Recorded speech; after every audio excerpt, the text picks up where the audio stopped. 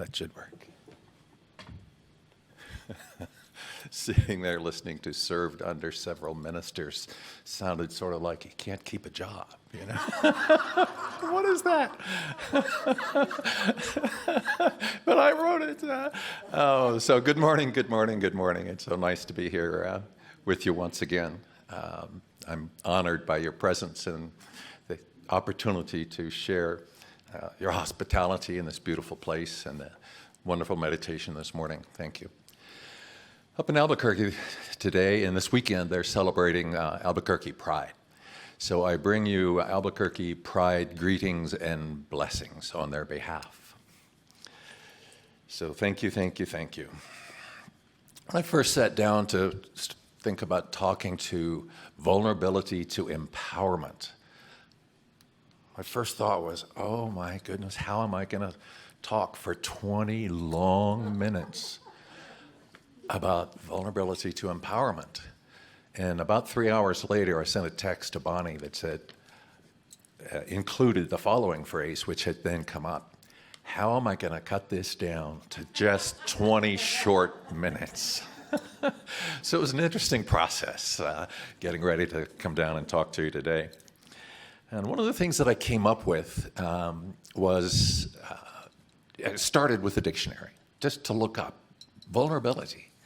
And what the dictionary told me was that vulnerability is the quality or state of being exposed to the possibility of being attacked or harmed, either physically or emotionally, in a weak position or likely to be hurt or damaged. What's your experience of vulnerability? As I thought about that, things came up like fear and holding back, disillusion, recognizing that people turn to alcohol and drugs and failure and depression, all sorts of things that can come from feeling vulnerable. And that didn't help much in terms of what do I want to talk about today. So I went on and looked up empowerment. Empowerment, it says, is the process of becoming stronger and more confident, especially in controlling one's life and claiming one's rights. Authority or power given to someone to do something, especially in controlling one's life and claiming one's rights. And they go on to talk about political empowerment and social empowerment and economic empowerment. And I'm thinking, this is where I'd like to go. Let's talk about that. And what came up for me was an incident that happened to me many years ago that was about empowerment. And I'd like to share that with you this morning. In 1965, I had just left the University of Kansas, joined the Air Force, and was a second lieutenant about to enter pilot training. And I got into pilot training in that first fiscal year, first month of the fiscal year, which meant that most of my peers in that pilot training class were Air Force Academy graduates, maybe 80% of them, don't know for sure. An important part of that whole process of pilot training is to recognize that we're competing with each other the whole time because we want to graduate top in the class. If you're top in the class, they give you, when you graduate, a list of airplanes, and you get to pick your plane off that list. And the second person picks what's left, and the last person in the class gets what's left. So, arrogant young fellow that I decided I was going to be first in my class, so I could get the plane that I wanted. And that went pretty well at first, for the first 2 or 3 or 4 months. And then somewhere in there, I started having doubts, recognizing that that wasn't going to happen. So I did more and more poorly. I failed a couple of the training rides, and that's not a good way to go. I had elimination rides, which means they call some big gun in from outside who flies with you, and if you don't do well, you sent off to another career field. You move milk in the commissary or whatever they might have in mind for you. So we competed against each other the whole time. And as I realized I wasn't doing as well as I wanted to, my instructor finally said, first I passed the elimination rides. That's good. But my instructor said, you need to talk to a guy.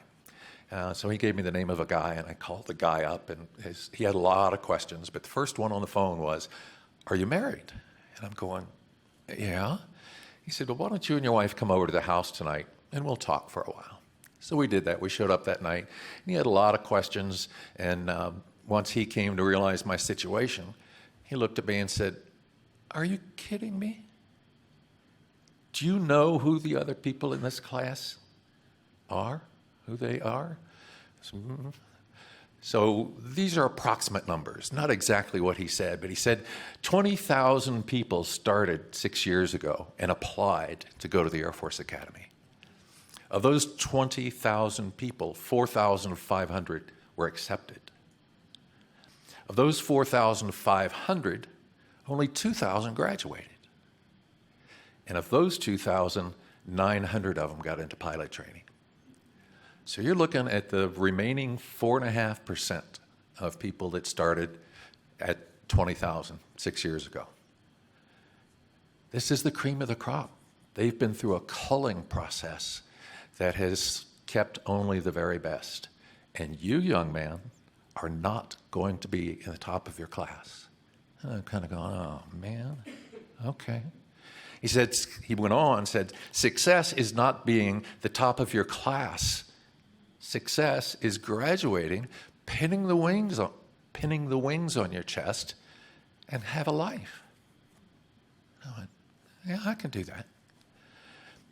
Went back to work and had gone from the top third of the class to the bottom third of the class to maybe out to being empowered, if you will, to back to the top third of the class, got the airplane I wanted, and had a relatively successful career as a fighter pilot in the Air Force.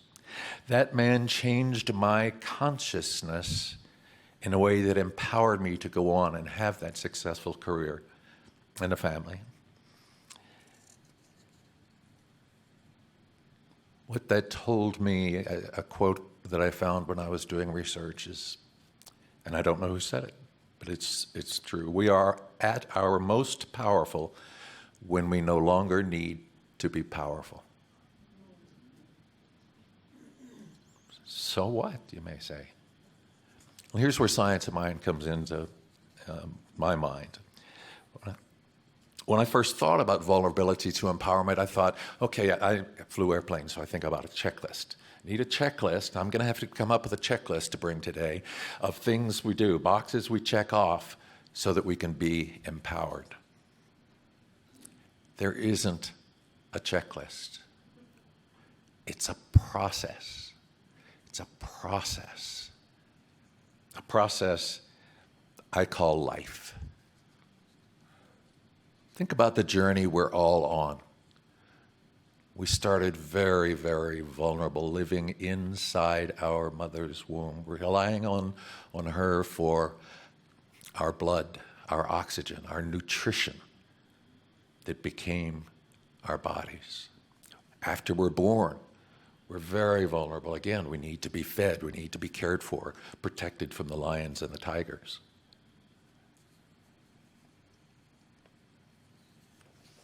We start in that very vulnerable place.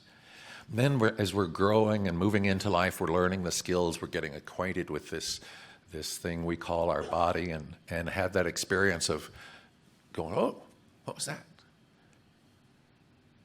I had something to do with this hand in front of my face. We get accustomed to being in our body. That part of us that is now divine is figuring out where it is and what it's doing, learning how to move through the physical world in a way that is successful. We spend our youth, adolescence, and much of our adulthood honing those skills, learning speech, welding, flying airplanes, whatever, learning how to get along in this physical world.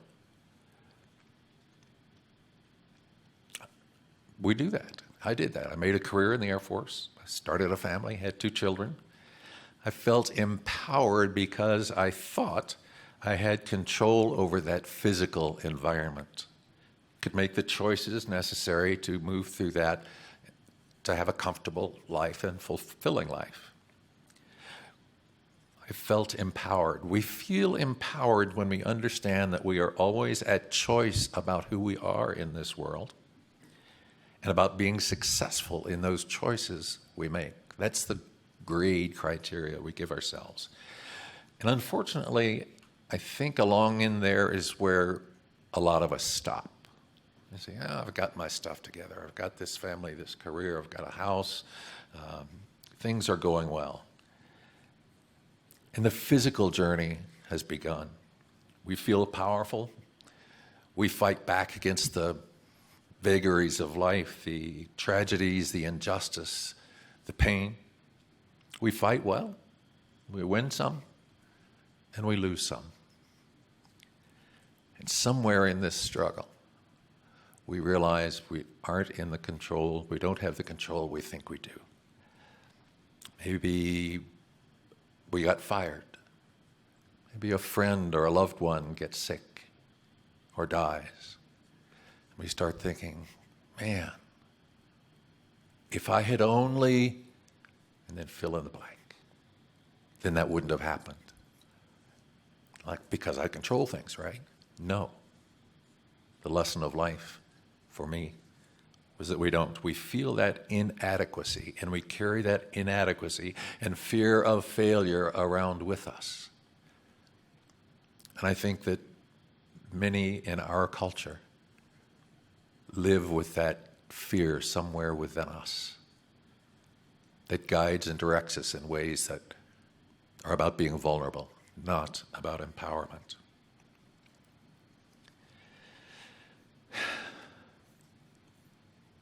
There's another story that came to mind when I got to this part of what I was thinking about.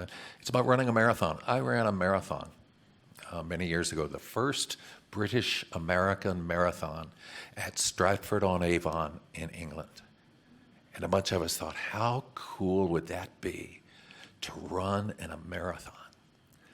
So there were about a dozen or 15 of us that started meeting on lunch hour every day, and we'd go out and jog and run and work ourselves up to where we could run in a marathon. Turns out only 4 of us were able to go.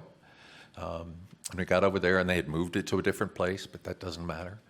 I ran in that thing, and they had the course laid out in a figure 8, so we would run in a figure 8 sort of course. And when I got done, I was just exhausted, absolutely exhausted. And I went inside this tent, just laid down and took a short nap. And it looked bad enough, I guess, that one of the monitors came over and asked the people that were with me, is he okay? You know, do we need a doctor? Do we call the medic? No, I was just tired.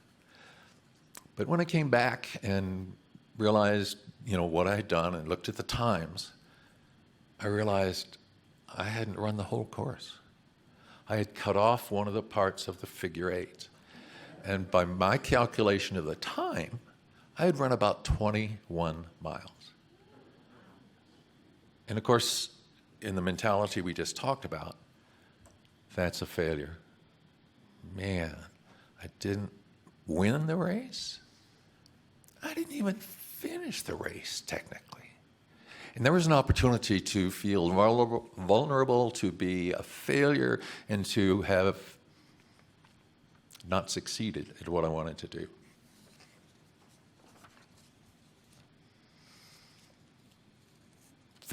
Failure and vulnerability, success and empowerment. It's our choice. It's your life. It's your choice. That's what Science of Mind tells me. So can running 21 miles be a failure? It can be, if you want it to be, but it's your choice. It's in consciousness, and that's what we're talking about now. Not the skills to get through the physical world, but the consciousness of our spiritual selves, and that we have choice in this world about what we do. And we are divinely guided by that inner spark, some call soul or God. Success is no longer winning the race, but in the weeks and months of preparation that strengthened my heart and my lungs. Success is in the relationships I developed with those men running day after day after day and striving in a noble cause. to do well. Where before we only saw failure and vulnerability in that sort of a race, we can now see there's more at play. Teddy Roosevelt has a thing he wrote that I've loved for years that I'd like to read to you. You may have heard it before, but I hope you'll enjoy it again. Teddy Roosevelt said, "It's not the critic who counts, not the man who points out how the strong stumbles or where the doer of deeds may have done them better. The credit belongs to the person who is actually in the arena, whose face is marred by dust and sweat and blood, who strives valiantly, who errs, who comes up short. But who does actually strive to do the deeds, who knows great enthusiasms, the great devotions, who spends himself in a worthy cause, who at best knows in the end the triumph of high achievement, and who at worst, if he fails, at least fails while daring greatly, so that his place shall never be with those cold and timid souls who know neither victory nor defeat." Success is living that life with passion, with grace, with love, with choice. So somewhere along the line here, if we're very lucky, we begin to recognize the truth of how powerful we really are. For me, this path started for me when I first walked into the First Church of Religious Science in Albuquerque in 1996, where I met your Reverend Pollard and your Bonnie.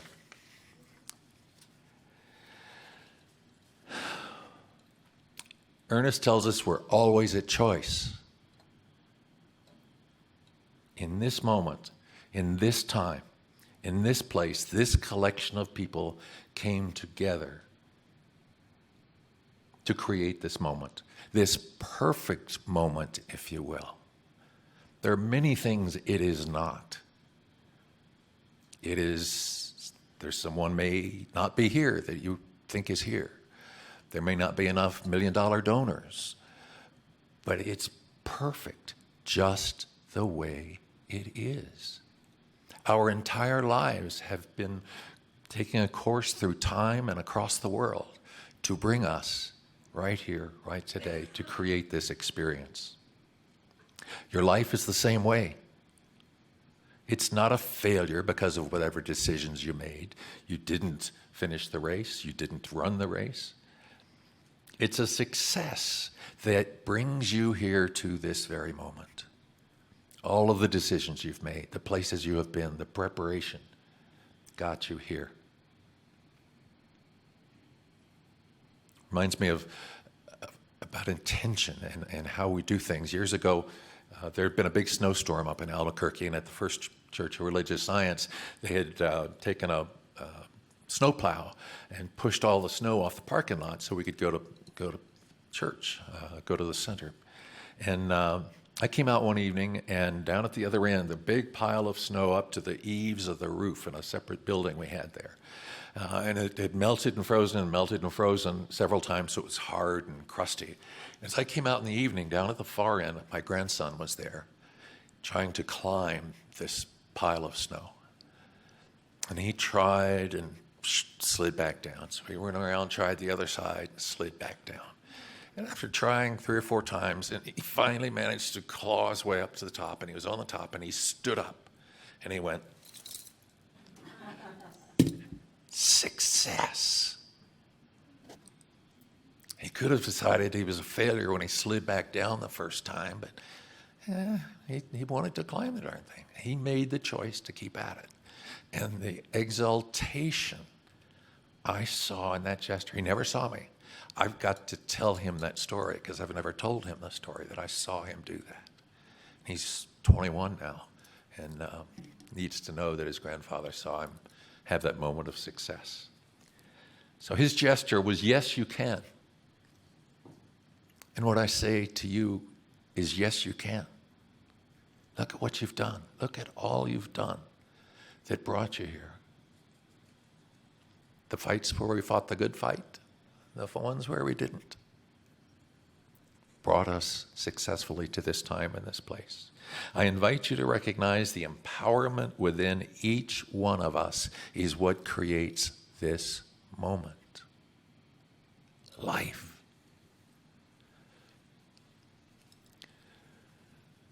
Minister that was at the Albuquerque Center a few years ago used to have a phrase that I absolutely loved. She'd say, God so loves us that it shot us here from eternity to have this moment.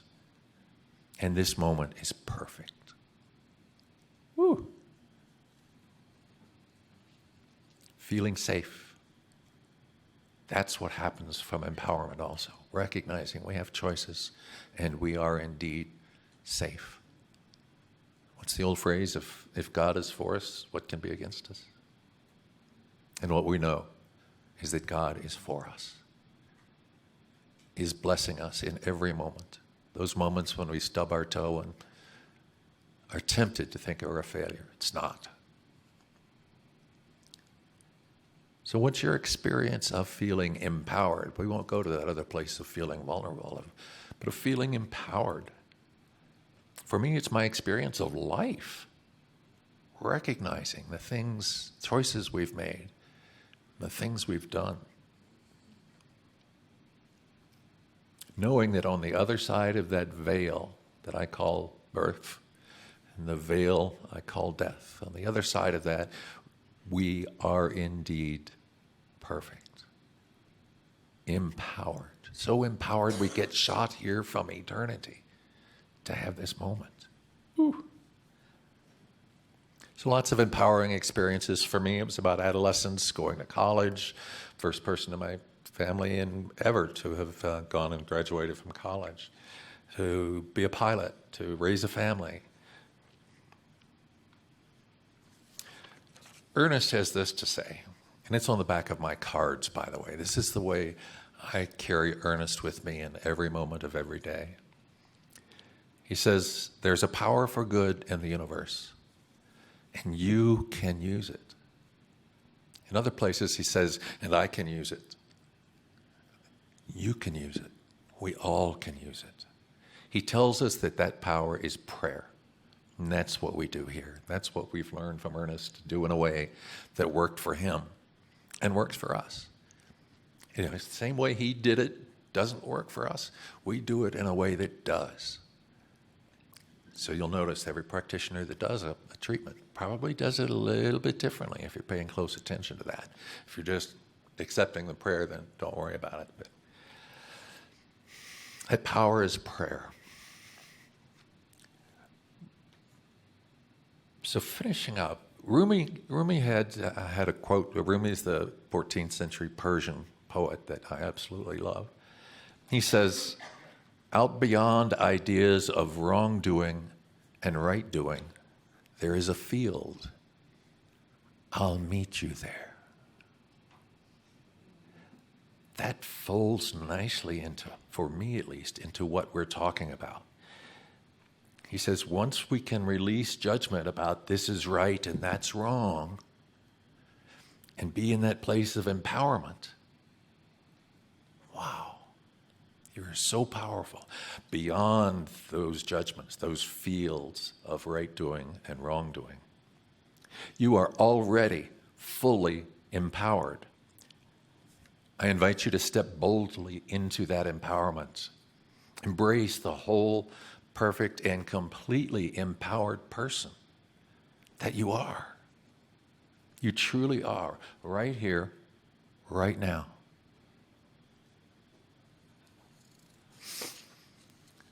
Another 14th century poet was Hafiz. There's a possibility I may have read this same piece from Hafiz when I was here a year ago. But it's so perfect for today. I'm going to remind you. Refresh us all.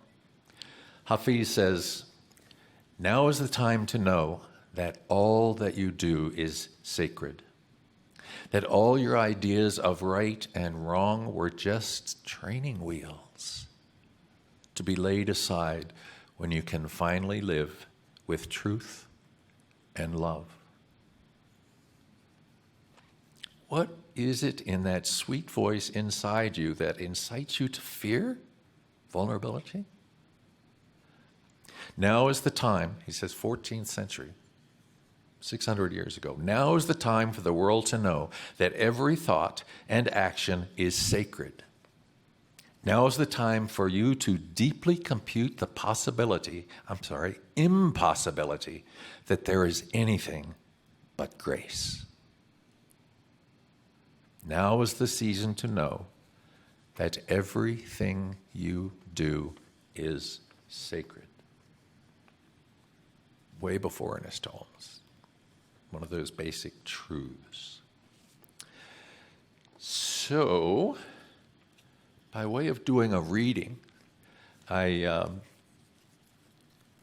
wanted to find something to read, so I went to the Science of Mind magazine and snagged it, and I thought, I'll look up June 9th and just see what they had to say.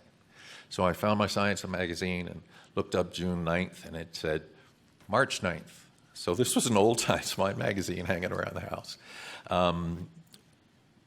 but with intention, because it says what I hope to say today in a different sort of way.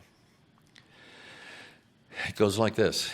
During the time I was working on these daily guides, I awoke at 4 a.m. to the news of the mass shooting that took place in Thousand Oaks, California, my hometown. I ended the day learning that my parents' home in the same town was to be evacuated because of nearby wildfires. I also learned that my high school classmate's son had been killed. My heart ached for my friend's loss. I was devastated. During all the pain I felt, I had an epiphany. It wasn't going to change anything. Focusing on the pain of the world was not going to heal the pain. It wasn't going to change anything. This is not to say that when tragic things happen, we should not respond with compassion, kindness, understanding, and love for those who are hurting. It is absolutely our sacred duty to respond in this way. But we also have a sacred responsibility to uplift the consciousness of humanity, to do whatever it is that we can do to move toward the healing light of spirit, rather than be mired in the pain. We must hold the vision of peace and understanding across the globe and be that peace and understanding in our daily lives. I like to believe that every event brings the world closer to that tipping point where we have had enough pain and are ready to live the lives of love and peace that Spirit intends. So I invite you now to make yourselves comfortable and relax.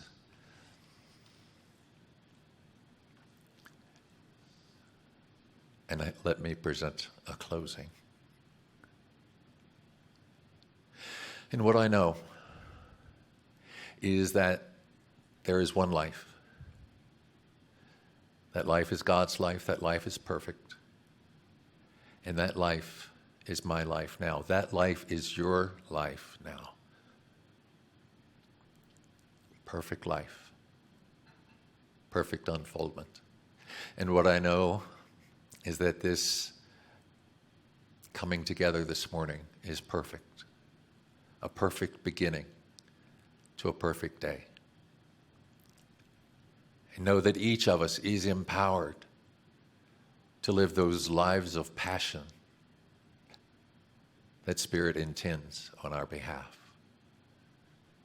And as we move through the day, we carry this bold empowerment with us to the rest of our day, the rest of our week, that we carry this sense of empowerment within until we meet again. So I know it is good. I know it is perfect. I declare it so, and so it is. Amen. Thank you very much.